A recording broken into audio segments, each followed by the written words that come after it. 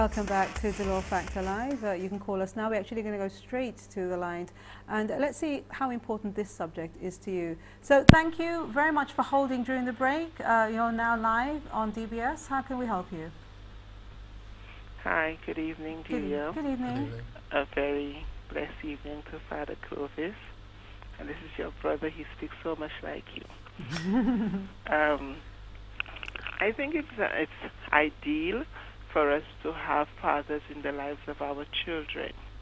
And it's good for you on television now to make an appeal to fathers to get into the lives of their children for the sake of raising them well and being good models. But sometimes fathers may not be heeding to the call or to the appeal that you are making. And mothers have a responsibility. It's a God-given responsibility to raise these children with or without a father. And we have to do it, and we have to do it well. Because in some cases, some of our boys, our young men, may be better off without the father. Because in an effort to being in their lives, he may be causing more damage in raising them than he's doing good. I'm not saying that to say that it is not good for fathers to make the effort, but some of them, they get into the lives of the children and they're not helping them. I'm saying that as a woman, to say that it is my responsibility, it's a God-given responsibility to raise my children. And if the father would not assist me in doing it, I'll do it. And I have to do it well. Because these children, I'm raising them to be men. And I know there are mothers who've done wonderful jobs in raising these boys without a father. So while I'm agreeing with you and your guests that the father has a role to play, I'm also saying where he fails to play that role, mothers must do all in their power to raise these children as if he was dead, as if he wasn't there. Because we want to raise men. You look around and you see what's happening to our young men. It's a responsibility we have to bring good men into this world. And thank you so much, caller, for your point. And as it's such a good point, again, I'm going to ask you to stay on the line. Theo is going to take your details, and we're going to send you a catalogue of things, and you can choose what you would like, courtesy of AF Falmouth. So thank you very much for calling the program. Gregory, I mean, in the break we were talking about what we need to do in terms of, you know, what is it that we need to recognize and do? I think the last call actually made a very good point. But we have it's a twofold problem. The first is that clearly we have young men being brought up now, young boys being brought up now without fathers. And we need to be able to form them. They need to have a good formation, character formation, to learn to become good husbands and fathers.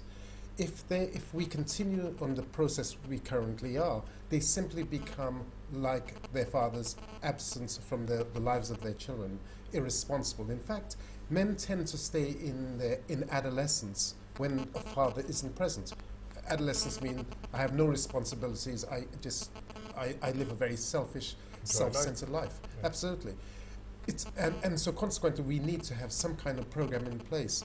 If we don't do that, as I've already said, what we have is a deterioration of our society. We have greater crime, we have very bad performance in education, we have abuse, we have all of these things. And so really government and us as both mothers and fathers, we do need to do something different. And I truly agree with you. But let's just go back to the phone line. Hello, welcome to the Law Factor Live. Dila, good night. Hello, good night. And good night to your guest. Good night. Good night. Now, Dila, I don't know if I heard wrong.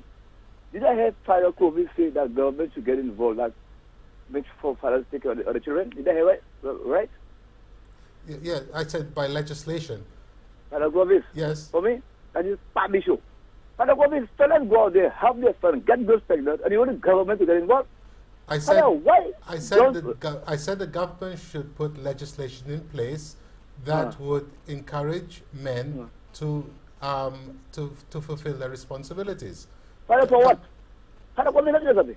These fellas go out there, help their son, government never get involved. You're telling me now government should get involved and pass laws or order? That is foolish, Father Clovis. Actually, why don't the churches come together and say, okay, whether it be BFL, Catholic, Anglican, Methodist, come Cool. together and say, we are going to make it our duty to make sure all fathers maintain their children. Okay, caller, let Caller, us have a response here, They're okay? actually, if you look in the UK and in the States, they're actually doing precisely that. They actually put in legislation. For instance, if you have a child outside of marriage, they will take money from your salary before you received it, and ensure that the child is protected and finances. They do a whole range of things. So it actually makes a lot of sense, and it is making men think seriously before they have sex with this particular woman, whether they should marry her first, because you're going to build a much better society.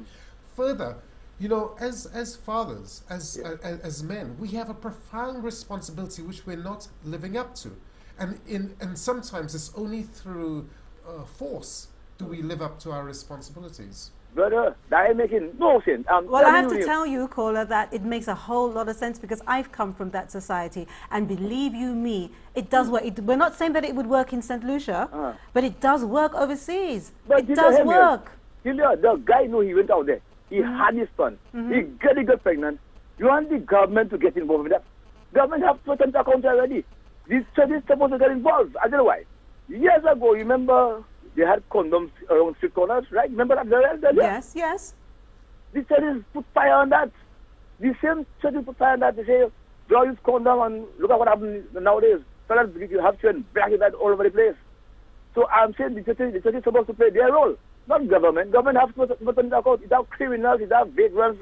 Are you telling me? Well, you know what? Government does form society, and that's where a lot of the decisions are made, that forms a society. So I think it's something that we all have responsibility for, one way or the other. Can I just add another point? Look, it's not only government, it's all organizations, the church, schools, every, the whole of society. We need to, in schools for instance, rather than have the stupidness of sex education, we should have marriage education. We should be training our young men about marriage from a very early age. We need, within the churches, we need priests to actually talk firmly about marriage and encourage people to marry. So it's not simply government, but it's the whole of the society. Let me ask the caller, what do you think we should do?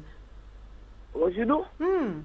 First thing first, I must say, there should be a procedure to make sure that all men feed the children. As long as you have a child, feed the child.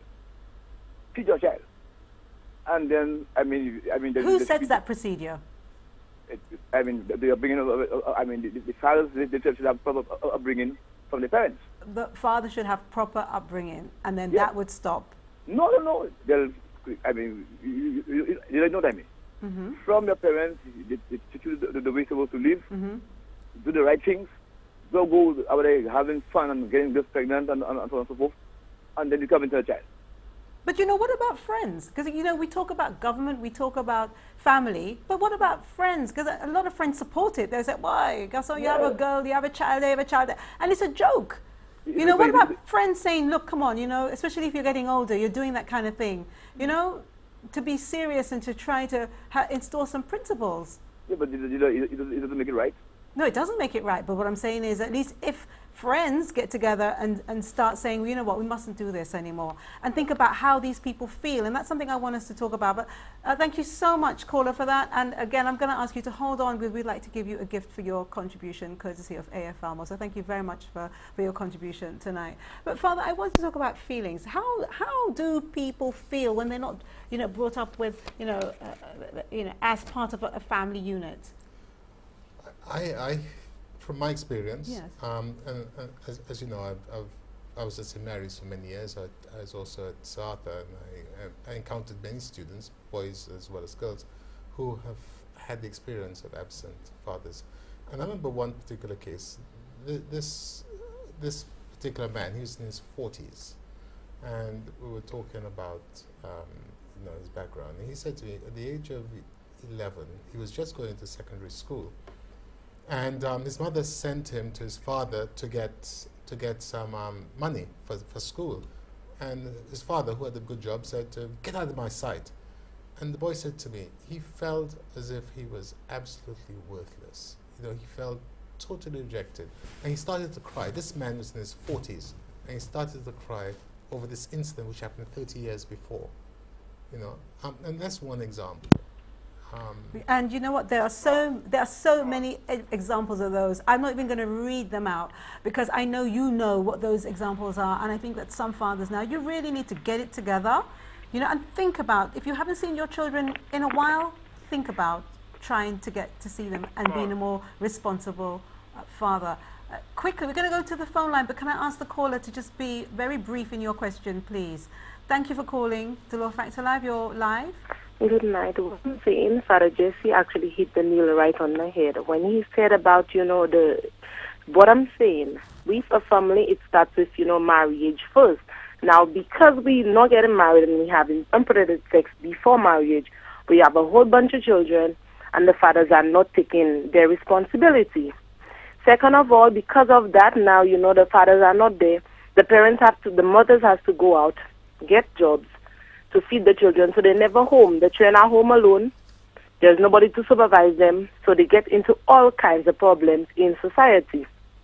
So I think, you know, if we take the Bible, you know, and we respected the Bible, that way we would not have so many children being fatherless here in St. Lucia.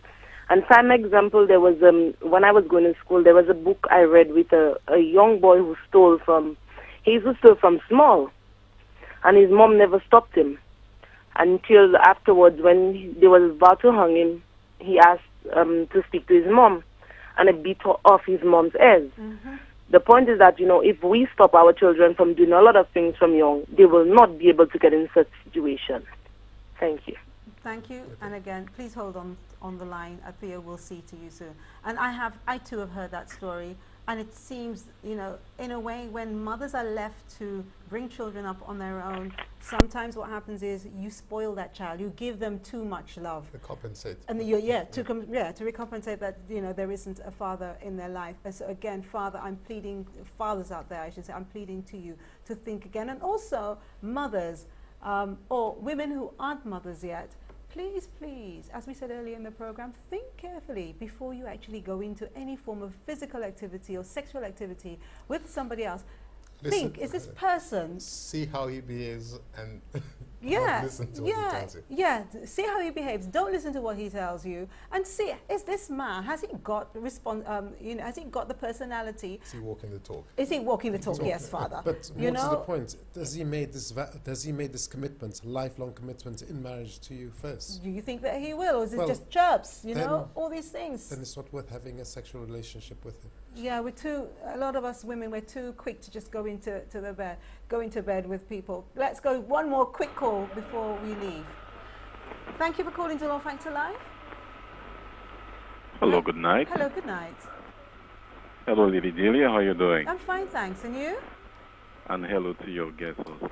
Hello. I was just listening to the discussion. I find it very interesting.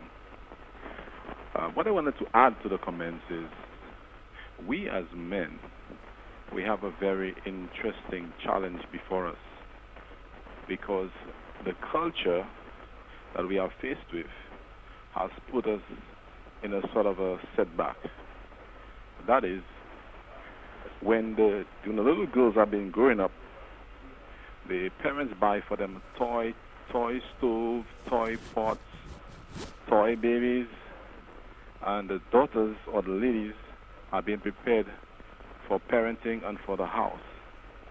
But for them boys, often what they buy for them is toy guns and stuff like that, toy cars. So they don't get the opportunity to practice house as children. When the girls now grow up, they are already been practicing, they're ready for a house, a home. But the boys, on the other hand, now have a challenge to practice that and to actually participate in that.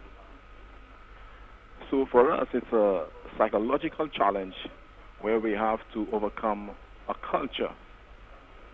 Now, I seriously believe, in spite of these challenges as men, and once I'm speaking, another thought just came to my mind. I remember as a boy growing up, they would say things like, girls are like spice and boys are like snails. Some story like that. Yeah, sugar. But nevertheless, spice and everything nice. I believe each man has a right to decide his own destiny, in spite of what his father did or his circumstances. He still has the right and the opportunity to rule his destiny. I'll give you a good example. I heard a documentary about a pair of twins who had a father that was an alcoholic. However, one twin was asked, "Why did you become an alcoholic?" And he said, "Because he saw his father was an alcoholic." The other twin never took a drink of alcohol all the days of his life, and they're both grown men.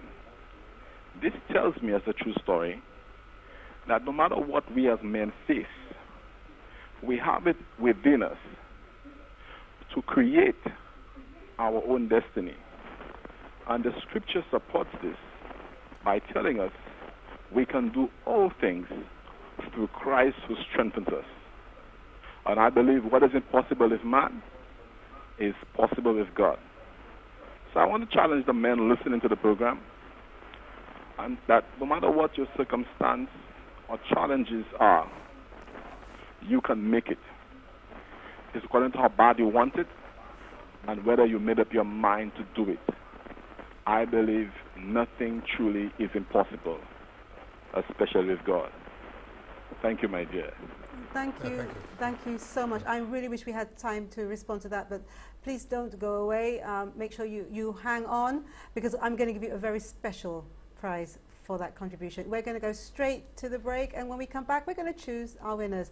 This is the Law Factor Live on DBS. We'll see you soon.